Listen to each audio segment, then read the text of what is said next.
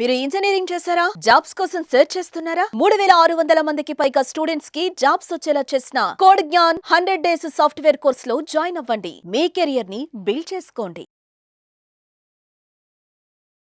Hello నమస్తే, welcome to Suman TV. మనతో పాటు స్టూడియోలో రాజేశ్వరి అమ్మగారు ఉన్నారు. వీరితో ఈరోజు కొన్ని విషయాల గురించి మనం చర్చిద్దాం. అమ్మ నమస్తే. అమ్మ నమస్తే అమ్మ. ఇప్పుడు మనం చూస్తుంటాం కొంతమంది పల్లెటూర్లలోంచి ఇక్కడ చదువుకోవడానికి వస్తూ ఉంటారు సిటీలకి. అమ్మాయిలు కావచ్చు, అబ్బాయిలు కావచ్చు. కాకపోతే అక్కడ పేరెంట్స్తో ఉంటారు కాబట్టి అమ్మాయిలైనా కానీ ఎంతో ఊర్లలో కాబట్టి పద్ధతిగా అన్ని పాటిస్తూ సాంప్రదాయబద్ధంగా ఉంటారు. అబ్బాయిలైనా అమ్మాయిలైనా ఎలాంటి చెడు అలవాటు లేకుండా. అట్లాంటిది సిటీకి ఎప్పుడైతే వస్తారో అంటే చదువుకోవడానికి కానీ లేదంటే జాబ్స్కి కానీ ఇప్పుడు చాలా మంది వస్తూ ఉన్నారు కాబట్టి అవకాశాల కోసం ఇక్కడికి వచ్చినాక ఇక్కడ కల్చర్కి ఇన్ఫ్లుయెన్స్ అయ్యి అంటే హాస్టల్స్లో ఉండడం వల్ల రకరకాల ఫ్రెండ్స్తో మీట్ అయ్యి వాళ్ళతో ఇన్ఫ్లుయెన్స్ అయ్యి చెడు అలవాట్లకి ఎక్కువగా వాళ్ళు అట్రాక్ట్ అయిపోతున్నారు. బరి తెగిచ్చేస్తున్నారని అనొచ్చు చాలా విషయాలలో. ఎందుకంటే ఒక్కొక్క అమ్మాయిని చూసినట్లయితే అక్కడ ఎంతో పద్ధతిగా ఉంటుంది. ఇక్కడికి వచ్చినాక ఒక 5-6 బాయ్ ఫ్రెండ్స్ని మెయింటైన్ చేయడం, పబ్స్కి వెళ్ళడం, లేదంటే స్మోకింగ్, డ్రగ్స్ ఇలాంటివి అలవాటు పడడం ఇలాంటివి జరుగుతున్నాయి. అయితే ఇక్కడ తప్పు ఎక్కడ జరుగుతుంది అంటారు అంటే పిల్లలు ఇక్కడికి వచ్చినాక ఆ వాల్యూస్ని క్యారీ చేయకపోవడం వల్ల, లేదంటే తల్లిదండ్రులు అంటే ఆ క్యారెక్టర్ కానీ అంటే ఆ మాటలు కానీ వాళ్ళకి అంతగా ఇన్ఫ్లుయెన్స్ చేయలేదంటారా అసలు? అది ఏమవుతుందంటే అమ్మ, ఇప్పుడు పంజరంలో ఒక పక్షిని పెట్టేసి మనం దాన్ని బంధించి దానికి ఫుడ్, నీళ్లు అన్నీ ఇస్తున్నాం, కానీ దానికి ఫ్రీడమ్ లేదు. ఒకసారి రెక్కలు వచ్చేది బయటకు వెళ్ళిన తర్వాత ఎగిరిపోతుంది. ఎగిరిపోయిన తర్వాత దాని ఫ్రీడమ్ దానికి ఉంటుంది. అలాగే ఈ పిల్లలు కూడా ఈ పల్లెటూరు వాతావరణంలో అక్కడ కల్చర్ వేరు, సిటీలో ఉండే కల్చర్ వేరు. సిటీలో ఉన్నన్ని తిరిగే అవకాశాలు పల్లెటూళ్ళలో లేవు. అంచేత కొన్ని కట్టుబాట్లకి, కొన్ని ఛాందస భావాలను, కట్టుబాట్లను, పేరెంటింగ్ను, దానివల్ల కొంత కట్టడిలో ఉంటున్నారు పిల్లలు. ఇప్పుడు ఎప్పుడైతే బయటకు వచ్చి హాస్టల్స్లో ఉన్నారో పేరెంట్స్ సూపర్విజన్ లేదు. First point. ఇక్కడ కొత్త కొత్త స్నేహాలు అవుతాయి. ఈ కొత్త కొత్త స్నేహాల్లో అన్నీ చాలా అద్భుతంగా కనబడతాయి. అప్పుడే పుట్టిన వాళ్ళు కళ్ళు విప్పార్చి ప్రపంచాన్ని చూస్తున్నట్టు చూస్తుంటారు వాళ్ళు. ఇక్కడ జరిగేవన్నీ చాలా వింతగా ఉంటాయి. తన రూమ్మేట్ ఎవరో బాయ్ ఫ్రెండ్తో తిరుగుతుంటే నేను కూడా అలా తిరిగితే బాగుండని చిన్న టెంప్టేషన్ ఈ అమ్మాయికి వస్తుంది.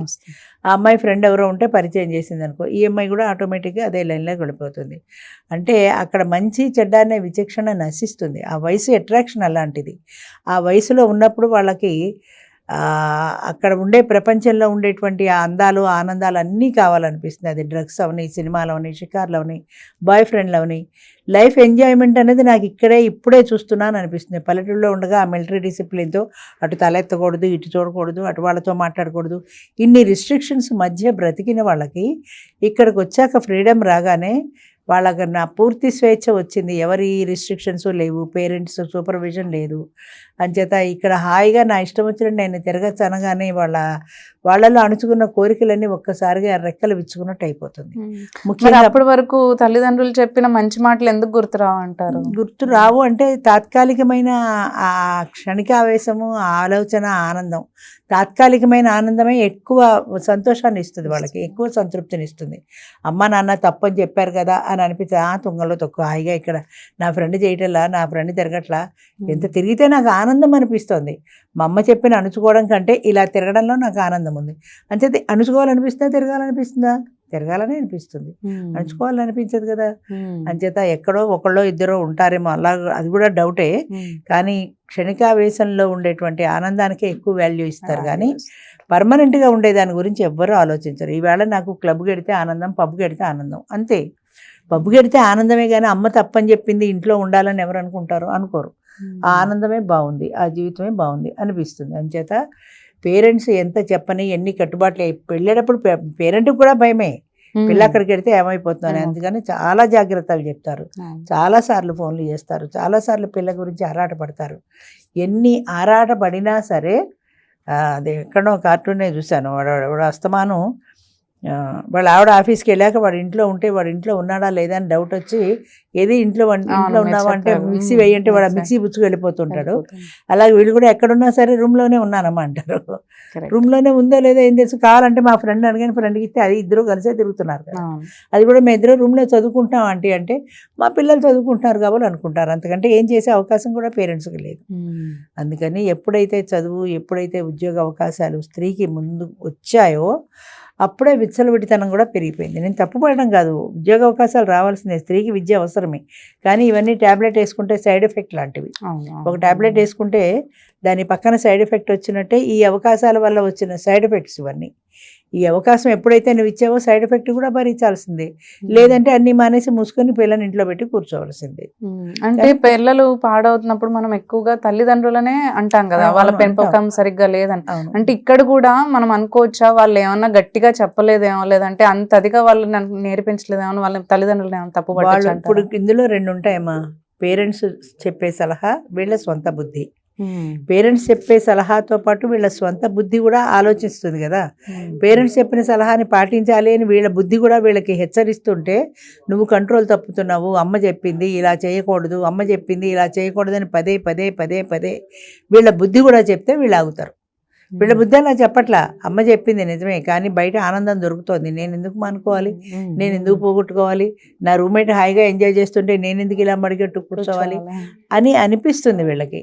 ఎప్పుడైతే ఒక బలహీనమైన క్షణంలో వాడు వర్షం కురిసిన రాత్రి అన్నట్టుగా ఆ బలహీన క్షణంలో వీళ్ళు కూడా పడిపోతారు.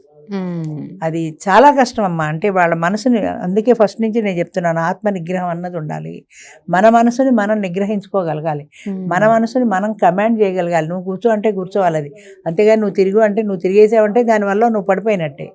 అందుకని నీకు నిగ్రహం అన్నది ఉండాలి. ఇది చేయకూడదు, తప్పు అంటే తప్పు, అంతే. అది పల్లెటూళ్ళలో చెప్పని, బస్తీలో చెప్పని, తప్పు తప్పే. అయితే ఇక్కడ తప్పు చేయడానికి అవకాశాలు ఎక్కువ ఉన్నాయి కాబట్టి తప్పులు చేస్తున్నారు. నేను చెయ్యను అని అనుకుంటే ఉండాలి, కానీ అలా అనుకోలేరు. ఇలాంటివి జరుగుతున్నాయనే తల్లిదండ్రులు కూడా వాళ్ళపైన తప్పులు వస్తున్నాయనో, లేదంటే ఇలాంటివి జరుగుతున్నాయనో చాలా మంది, అంటే కొంతమంది ఇంకా పంపించడానికి కూడా భయపడుతున్నారు. ఎందుకు నేను ఎక్కడికి పంపిను, ఇక్కడే పిల్లని పెళ్లి చేసి ఇక్కడే ఉంటాను. అవును, పెళ్లి చేసి పంపించేస్తామంటారు. పెళ్లి చేస్తే బాధ్యత తీరిపోతుంది అనుకుంటారు, కానీ దీని బుద్ధి మారకపోతే పెళ్లి చేస్తే బాధ్యత ఎక్కడ తీరుతుంది? అది ఉండాలి కదా. నేను పెళ్లి చేసేస్తే మన పని అయిపోతుంది, కానీ వాడు ఏడుస్తాడు కదా చేసుకున్నవాడు. అంచేత చాలామంది పంపడానికి భయపడడానికి కారణం కూడా ఇదే. పిల్లలు మన కంట్రోల్లో ఉండరు, కానీ బయటికి పంపక తప్పటం లేదు. చదువులు కావాలి, ఉద్యోగాలు కావాలంటే పిల్లల్ని బయటికి పంపించాల్సిందే. ఎప్పుడైతే బయటికి వెళ్ళారో వాళ్ళు ఇంకే అలవాట్లు చేసుకున్నా సరే, వీళ్ళు ఇక్కడి నుంచి ఎన్నిసార్లు ఫోన్ చేసినా, ఎంత సూక్తి ముక్తాలు చెప్పినా వాళ్ళకి విసుగొస్తుంది. అబ్బా చెప్పకమ్మా విసుగొస్తుంది, విని విని అని కట్టిపారేస్తారు ఫోన్ కూడా. అంచేత అమ్మ ఇది చాలా, అంటే క్రూషియల్ పీరియడ్, చాలా కష్టతరమైనటువంటి విషయం. ఇది జాగ్రత్త పడాల్సిందే. పిల్లలు తెలుసుకోవాలి ముఖ్యంగా, వాళ్ళకి వాళ్ళు ఇది మంచి ఇది చెడ్డ అనే విచక్షణ వాళ్ళకి తెలియాలి. వాళ్ళు కంట్రోల్ చేసుకోగలగాలి. ఈ తప్పు నేను చేయకూడదు, ఇది తప్పు, ఇది ఈ పని నేను చేయకూడదు అన్న కంట్రోల్ వాళ్ళకు ఉంటే సమస్య లేదు, కానీ ఆ కంట్రోల్ ఉండదు, పక్క వాళ్ళు ఉండనివ్వరు కూడా. కానీ ఇక్కడ తల్లిదండ్రులను అయితే తప్పు పట్టడానికి లేదంటారు. తల్లిదండ్రులు చెప్పగలరు కానీ చేయించలేరు కదమ్మా. ఇప్పుడు వాళ్ళ గ్రిప్లో ఉన్నప్పుడైతే వాళ్ళు చేస్తారు. పల్లెటూరులో ఉన్నప్పుడు అంటే వాళ్ళు కంట్రోల్ పెట్టారు. ఇది దాటి ఎప్పుడైతే ఈ పరిధి దాటి బయటికి వెళ్ళారో అక్కడ వాళ్ళు కంట్రోల్ చేయడం కష్టం కదా. ఇక్కడ నుంచి నువ్వు ఎన్నిసార్లు ఫోన్ చేసి చెప్పినా అంతే. వీళ్ళ మైండ్ అనేది, వీళ్ళ స్వశక్తి అనేది ఒకటి ఉంటుంది, అది పేరెంట్స్ మాట విననివ్వదు. ఇక్కడ నాకు బోల్డ్ అవకాశాలు ఉన్నాయి, ఇవన్నీ కలిపి ఎంజాయ్ చేద్దామని అనిపిస్తుంది, కానీ పేరెంట్ మ్యాటర్కి వాల్యూ తగ్గిపోతుంది. బయట స్వేచ్ఛ స్వాతంత్రం ఎప్పుడైతే వచ్చిందో అప్పుడే తగ్గిపోతుంది. ఎప్పుడైతే అది తగ్గిపోయిందో పేరెంట్స్ మాట వినబుద్ధి కాదు. మా పెద్దరికం లేదా, మా మాట లేదా అని అనుకోవాల్సిందే. కానీ ఇది చాలా కష్టం.